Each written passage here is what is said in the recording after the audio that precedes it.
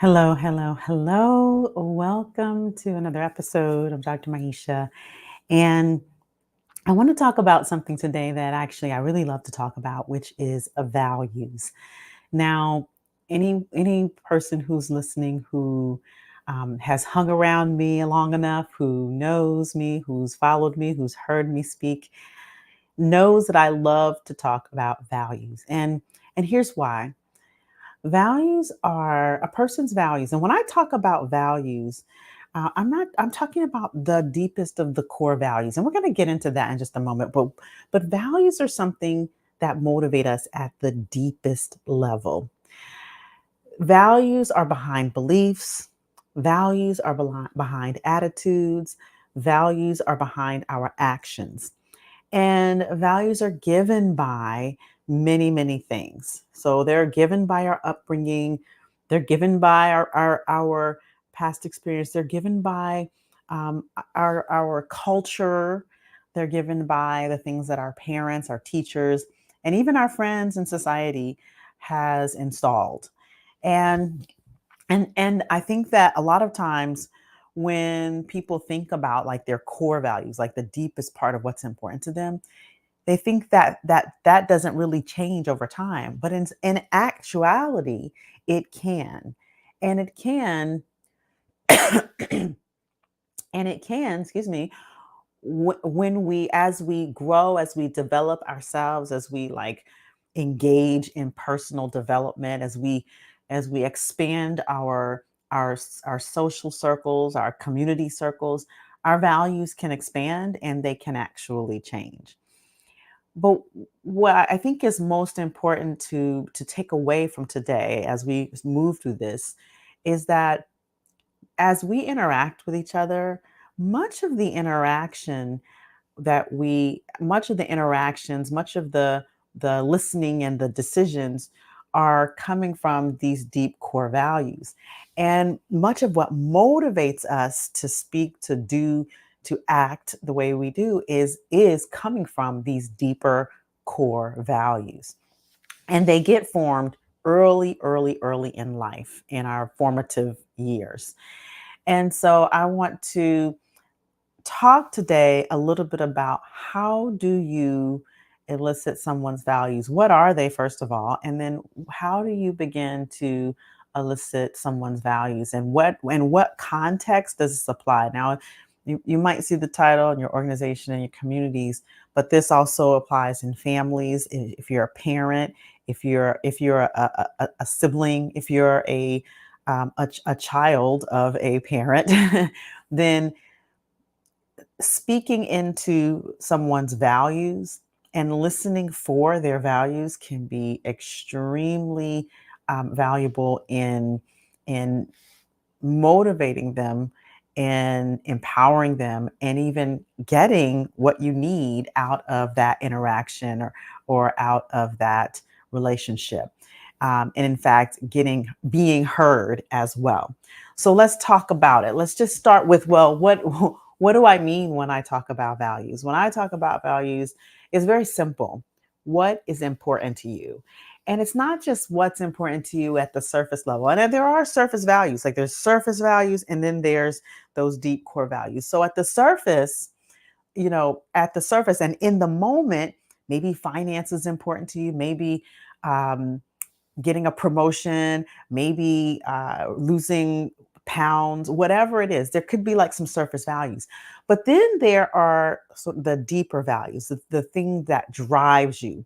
What is the thing that drives you wanting to earn more? What is the thing that drives you wanting to weigh less? Or what is the thing that drives you to want to move up in an organization?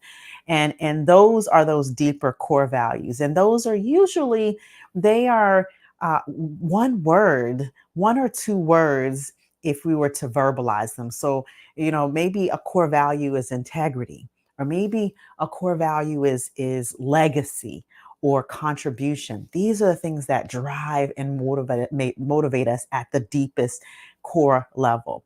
Maybe what's important is stability. Maybe wealth is important, but even wealth can be more of a surface value that is more about legacy and more about contribution. So there's love could be a deep value. Family can be a deep value, a core value. So these are the types of things that are at our core that drive us, that drive the surface values, that drive sort of our actions and the things that we do. And and even in organizations, understanding those core values and understanding what makes up those values can actually lead to increased motivation, increased engagement amongst your peers and your leadership and your employees. Because guess what? There's a saying, people don't care about how much you know until they know about how much you care. And when you're speaking into the values of people, then number one, they get how much you care, but also when you're speaking into their values, you're speaking into what motivates them. So it's a very easy question to ask. The only question you ask is what's important to you. Now, here's the thing though. A lot of times people will say what's important to you and they'll give you their surface values. But why is it important to you? That's going to get at the deeper level of the values. And so, I was talking to a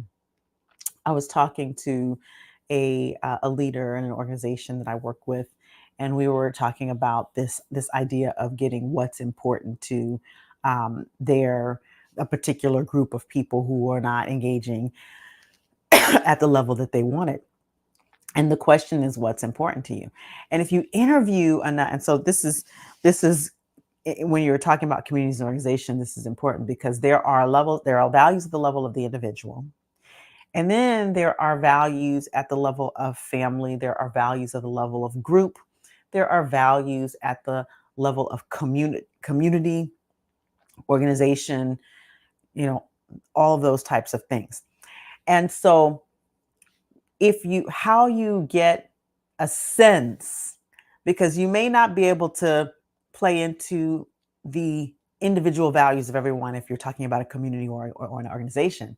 But if you interview enough people, what will happen is or if you have enough of a discussion, then what you'll find is you'll begin to access the community values or the collective values. And what's important about that is that the in a particular context, and this is also important, values can be contextual. They can be contextual, and so values can be different um, in different contexts. What's important to a person, and a lot of times, even the values that are maybe different in different contexts will have crossover in, like, overall for a person. They'll be cross contextualized, the deepest of the deep value.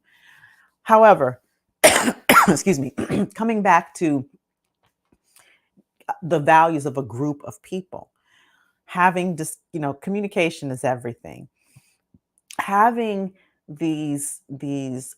having a round table, having discussions and listening, and I always talk about the level of listening and how you listen for someone's values. But when you begin to interview people, when you begin to have those discussions, and not just one, but like ongoing discussions, and how you have these ongoing transparent discussions is to have a culture of safety where people feel like they actually can be transparent and honest about what's important to them, and it not be leveraged against them, it not be used against them.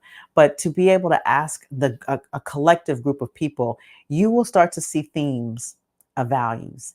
And then as a leader, as an organization, as a community leader, you can begin to look at, well, what then would fulfill that, and how can I speak into those values in order to make the difference that we want to make, in order to engage and make a difference for the bigger whole. Okay, so the question is, what's important to you? and I'm going to talk about this in the context of organizations, but then I'm going to pan it down. I'm going to chunk it all the way down to the level of families and individuals. So I think it's important to talk about that as well. So the question is, what's important to you? But then the next question is why? Why is that important to you? And that will tap into the deeper value or the deeper importance of that at hand. Now, even after the person has shared their first why it's important to you, then guess what? You go a little deeper with why is that important to you? And what happens is the more you ask, and sometimes we're shy of asking because we feel like we're getting in someone's business. And you can pre-frame that with, I really just want to know what's important to you so that I can make the biggest difference that I can. So when you continue to ask why, eventually you'll get to a point where they'll say, "Oh, well, I mean, it's that. It's just because." Right? So if you were to ask what's important to me in the context of what I do in my career. And because of because I've done this work, sometimes I go a little bit deeper, a little bit quicker. But I would say really for me, what's important to me is to make a difference, right? To be the biggest contribution that I can to leave a mark on this world and to leave this world better than when I came in it. And then if you were to ask me why that's important to me, what I would say, well, I have a son and my son has friends and I have nieces and nephews. And the thought of them being in a world that's safe, the thought of them having the autonomy to be able to express themselves fully, to be able to do the things that they enjoy, to be able to know that they're self-sufficient, and to be able to pass that knowledge down, right? So then, for me, that's legacy. That is legacy. And so, why do I want to leave this world a better place? Why is contribution? It's because guess what? I want to leave that legacy. Another thing that's very, very important to me is family, right? So why is what's important to me about my career is this free is time is having the time and the autonomy and the freedom to be able to spend time with my family the way I when I want to spend the time with them, to be able to get to them when I need to get to them. I'm getting older, my parents are getting older, and I'm still a mom. So to be able to be able to be mobile and have that freedom. So freedom is a big value for me. And it's time freedom, it's autonomy, it's all of those things.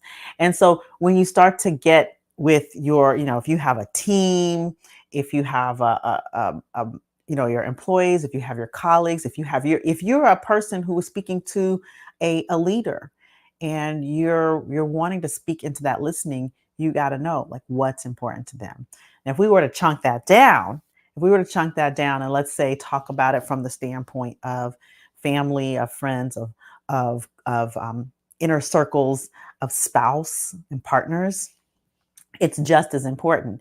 And I think, as a parent, and it could be an unpopular opinion, but it's something that I was never asked as a child, and something that I listen for, because I think in children younger than a certain age, it may be difficult to articulate that, but to really listen for what's important to your children, because let's face it, we want to motivate our children to be the best people they want, little people they want to be, to engage in a particular way, and to be motivated in their studies, and to be motivated in learning about maybe finances, to be motivated in maybe staying well, their physical well-being, their emotional, mental health. And so we have to listen for, and it changes throughout the phases of development, just like it changes for us throughout our phases of development. What was important to me 10 years ago, before my son was born, was different from what's important to me now. So that those values, they shifted, they changed, evolved, and we have to leave room for those things. And so for our children, for the young people, and especially, and I say for our children, but I'm gonna even expand this out to children and young people, young adults even. What's important to a child at 10 is different than what's going to be important to them at 16, and what's important to a 16-year-old will be different than what's important to a 22-year-old. And then you have a young adult, and they may have a certain mindset. And so as we think about our families, as we think about our communities, and we want to make a difference with them in a particular way, if you want to make a difference with them, you still have to know what's important to them, rather than pushing our own agenda, which is oftentimes what excuse me, which is oftentimes what parents do, what employers do, what team leaders do, what society does, employs their own agenda. Rather than doing that, listening for what is the agenda, or the what's of importance to the person that you're interacting with. And even in business, and even as you network with different people, if you just focus on asking that one question: what's important to you and why? It's so simple, right? What's important to you and why? And then listening. You might find that there are common values. And oftentimes, and it's important to look for those common values. Oftentimes we look for differences. We look for, it's that binary, and I've talked about that before. We look for, well, my values are this and their values are that. But where are the common values? Listen for the common values. And then from there, you can individuate what works for one person versus another. But if you chunk up to the common value, then you can negotiate the rest. And I think that is what often gets missed in us coming to a workable solution for all people involved, is because guess what? No one is really thinking about what is important to anyone else except themselves.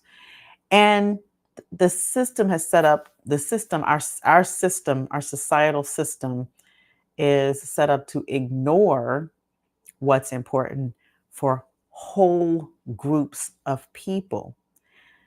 But then we have to keep remembering that the system is made up of people. And so when enough of us begin to think about this in a very different way, think in a very different way, and especially those who tend to be in positions of power, begin to think about this in a different way, then we can actually begin to make a shift more globally. And so I chunked that all the way up after getting very specific with it. But the bottom line is, what's going to move people is really hearing them. People want to be heard. People want to be acknowledged, understood, and valued and respected. And that goes for the individual, and it goes for groups and cultures of people. And we can't move forward if there's not some reciprocity of respect. Because right now, there is a lot of unreciprocated, um, there's a lot of unreciprocated and unheard people, and unreciprocated respect and consideration. Let's put it that way. And so, if we want to our move things forward in our culture, then we really need to start thinking differently as um, a whole, as a system. And so with that, I will bring it back to the question that can be asked and understanding that the question, people really want to be heard and they want to be seen, they want to be valued, and they want to be respected. And all you have to do is ask them what's important to you and why. And what inside of that, what you'll probably find is that there is a common value there, and you can work it down from there. So that's all that I have for today. And of course, I like to leave you with a little action item. And today's action reflection for the and I'll say for the week, I say today, but I'm going to say this week is to go and ask the people around you. Start with your inner circle. But if you're a leader, especially if you're a leader in an organization, or if you're in an organization, I would go even ask a leader, what's important to you and why? And just listen and see if you can find the common value. That's going to be your challenge. Find the common values among people who are like you, and for those who may be of occupy different identities. And when you start to find the common values, also acknowledge and celebrate the individuation as well, and look at how can the common values help to bring collaboration inside of the individual beliefs that they carry. All right. So that's your action item for this week. And you can do that whether you're an organizational leader, whether you're a parent, whether you're a spouse, a partner, whether you're a sibling, whether you're a daughter, son, or um, non-binary child of a parent, whether you're whatever the case may be, you can find a common value there. All right. Um, or you can do that challenge, I should say. So that's it for today. You all have a wonderful rest of the day, rest of the week. And do me a favor, share this episode, share it with a friend, share it with a colleague, share it with a family member. And don't forget to subscribe if you haven't already subscribed, and leave a review to let the people know behind you that this is a podcast that's making a difference. So with that, I'll leave you and say, have an amazing day, have an amazing week. And until we see each other again, stay empowered.